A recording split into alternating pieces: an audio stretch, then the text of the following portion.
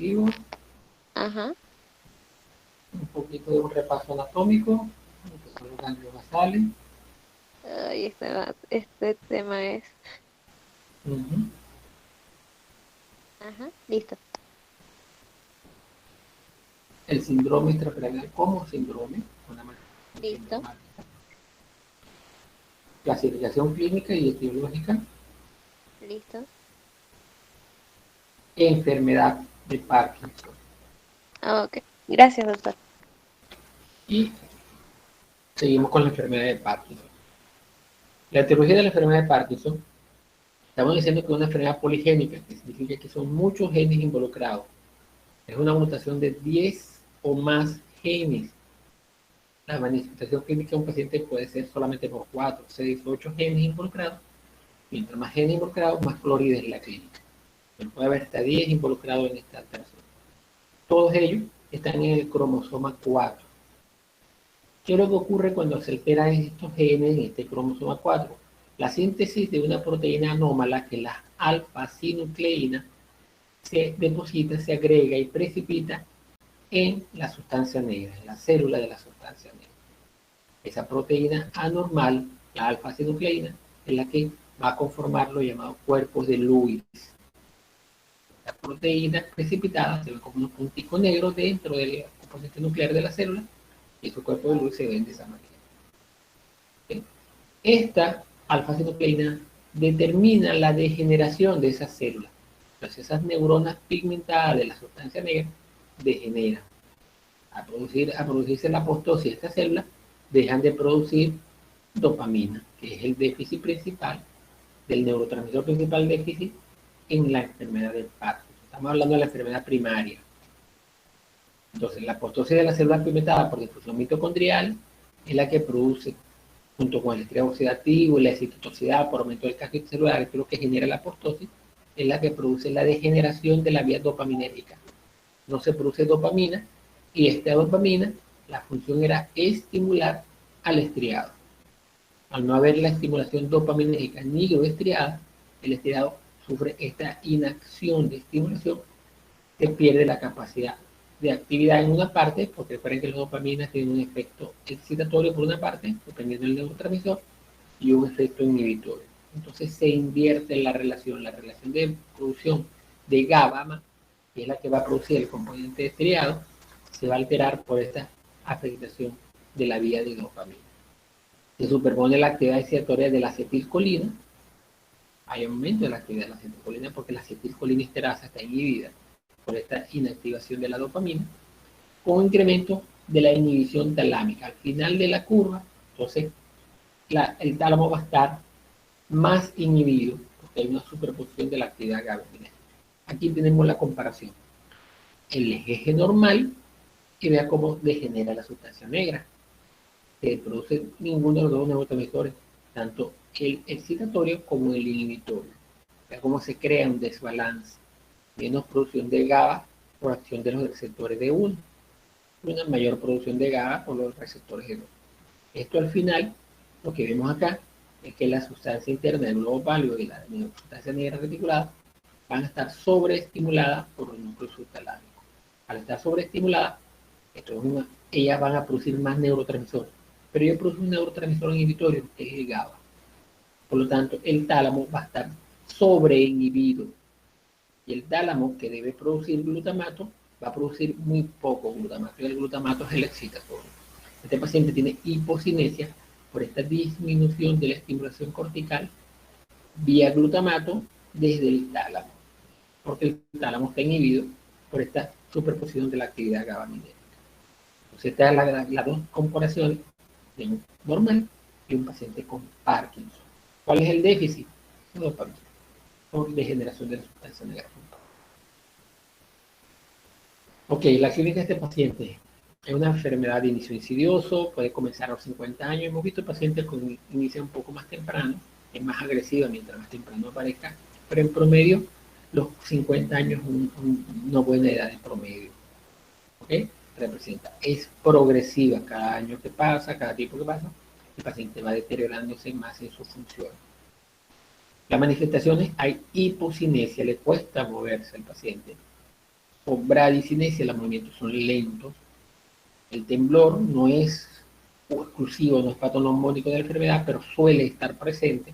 Es un temblor entre 4 o 7 oscilaciones, generalmente en posiciones distales, en las manos, un poco en la cabeza, hay un poco de balanceo en la cabeza, y también hay como una especie de chupeteo en la boca, como que estuviera chupando un caramelo o algo, y ese movimiento en los labios también es aproximadamente una oscilación de 4 a 7 ciclos por minuto, que medimos las oscilaciones del temblor que tienen estos pacientes.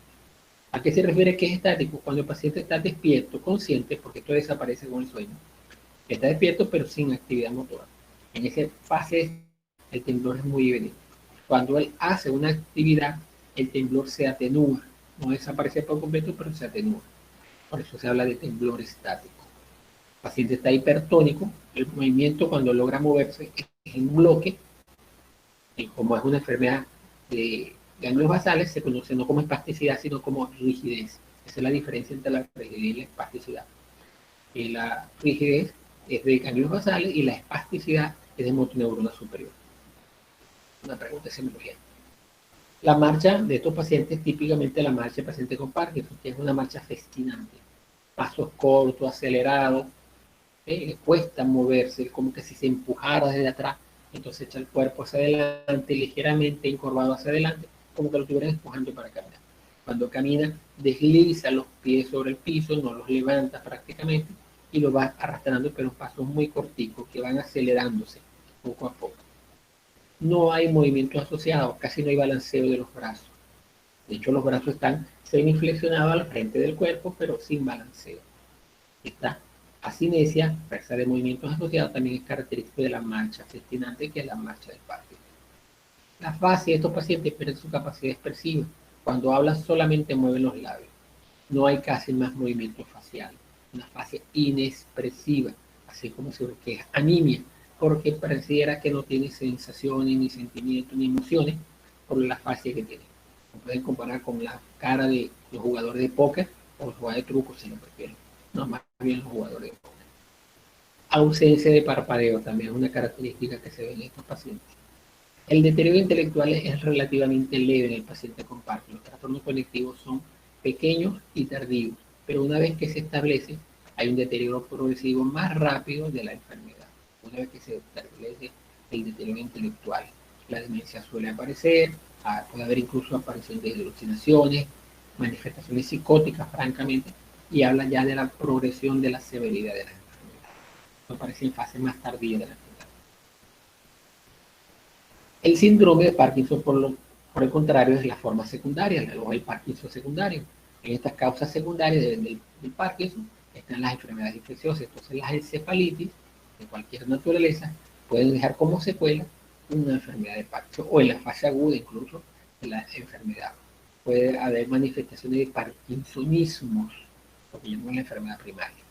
Puede ser procesos tóxicos, intoxicación con monóxido de carbono, magnesio, reserpina o medicamentos antidopaminéricos pueden dar esta manifestación clínica del Parkinson. Es idéntico al Parkinson, pero como ven, la causa es secundaria.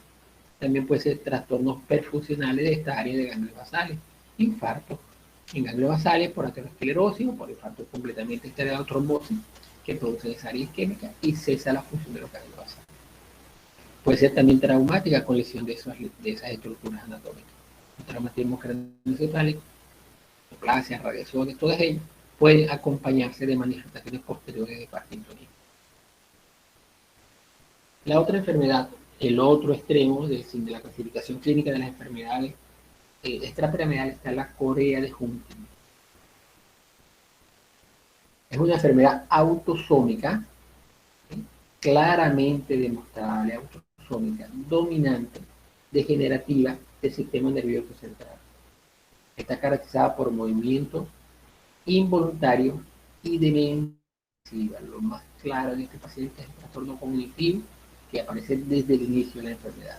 Es de una evolución mucho más rápida. Estamos hablando que entre el diagnóstico y la muerte del paciente puede pasar 10, 15 años o mucho, realmente poco.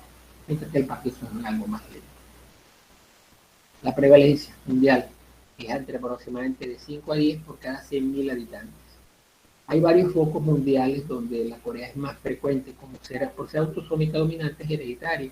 Entonces hay áreas geográficas donde la transmisión es importante, de padres a hijos, en pueblos aislados donde los primos se comunican entre sí y tienen familia y descendencia. Entonces la transmisión genética es muy dominante, poca apertura y se da la enfermedad. Entonces la prevalencia de esas áreas geográficas es mucho más alta. El país o el área del mundo con mayor prevalencia en el mundo está en Maracaibo. Estamos hablando de 100 casos por cada 100.000 habitantes. Estamos hablando de 10 a 20 veces más casos que la prevalencia mundial. Eso hace Maracaibo un centro de estudio mundial de hunting. De hecho, la mayor información que tenemos de hunting en el mundo proviene de este foco, que está en la zona del Saladillo, cerca de los antiguos muelles del lago de Maracaibo. El lago de Maracaibo está en la manga del lago, que es una zona de dragado, que es la que pasa por debajo del puente, y después están los muelles, que son los muelles petroleros. Pero antiguamente, antes de que se hiciera el puente, antes de que se dragara el lago, los muelles estaban más arriba, más hacia el norte. Esa es la zona del Saladillo. Y en esa zona de los viejos muelles es donde está ese foco de Parkinson, de Huntington tan importante. Probablemente a través del muelle, del mar, un marino con el gen, y los marinos tienen un amor en cada puerto, sembró su semilla allí y quedó el foco maracaibo de joven. Hay otros focos en Venezuela, en Aragua de Barcelona, en Margarita hay uno en el Maco, hay algunos otros casos, pero son mucho más pequeños, mucho más aislados. Pero el de Maracaibo es el mejor estudiado y el más estudiado, quizás a nivel mundial. Aquí tiene una explicación de que es una herencia autosómica dominante, ¿ok? Afecta tanto a hombres como mujeres, autosómica, no está ligada al sexo. No salta generaciones, todas las generaciones pueden tener el riesgo de que cuando uno solo de los padres, tiene el gen, es de un 50% en la herencia de que tener o no la enfermedad. Si los dos padres tienen la enfermedad, es del 100% el riesgo de padecer la enfermedad. Esto es un autosómico dominante, claro, es la forma de distribución de esta enfermedad, por eso es que es tan frecuente. ¿Qué es lo que ocurre en la Corea de Huntington? Una degeneración de los ganglios basales, por supuesto. Estamos hablando de una mutación, en este caso es un gen muy claramente identificado, específico, el gen IT15, está en el cromosoma 4. Él codifica la síntesis de una proteína anómala. Cuando estamos mutados, el gen mutado sintetiza una proteína anómala que se llama huntingtina. Es fácil de recordar porque la enfermedad Huntington la produce la huntingtina. Esta proteína se acumula nuclearmente en las células del núcleo, tanto del putamen como del caudado, produciendo apostosis celular. Como estamos hablamos del neoestriado. Entonces, la anatomía patológica es degeneración de las células medianas espinosas productoras de GABA y sustancia P y encefalina, el estriado, provocando atrofia del núcleo caudado del putamen.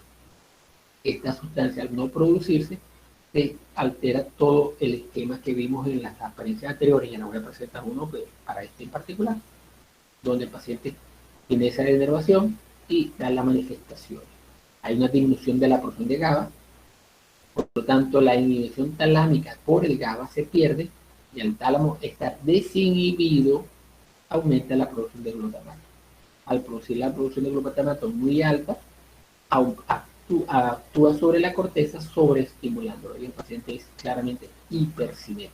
Los movimientos son rápidos, estereotipados, amplios, imprevistos, que es la característica clínica de una corea. Hay un aumento de la agresión de la acetilcolina, menos acetilcolina a diferencia de lo que vimos en Parkinson, con un aumento de la actividad dopaminérgica. La dopamina se produce en sustancia negra y ella está perfectamente produciéndose, pero se superpone porque ya no hay el freno gabaminérgico de las distintas sustancias, entonces se ve más la actividad de la dopamina. Esta es la referencia que dije, el sistema motor normal, nuevamente, y lo que ocurre en la corea. Aquí lo que ocurre en las generaciones del estriado. Yo voy así, de esta manera, con estas marcas, para decir que esto es lo que está haciendo. Y ven cómo la producción entonces de GABA está muy disminuida. Hay menos inhibición gabaminérgica sobre la parte externa del globo pálido, más producción de GABA, y menos inhibición sobre la sustancia negra, interna del globo pálido y la sustancia negra. al ver más inhibición del núcleo hipotalámico, se va a producir menos glutamato, menos estimulación de esta sustancia y por lo tanto va a producir menos GABA. Y el GABA es un inhibidor. Entonces el tálamo que va a estar menos inhibido porque hay menos GABA, más glutamato. Y sobreestimula la corteza produciendo el movimiento anómalo, que es la correa.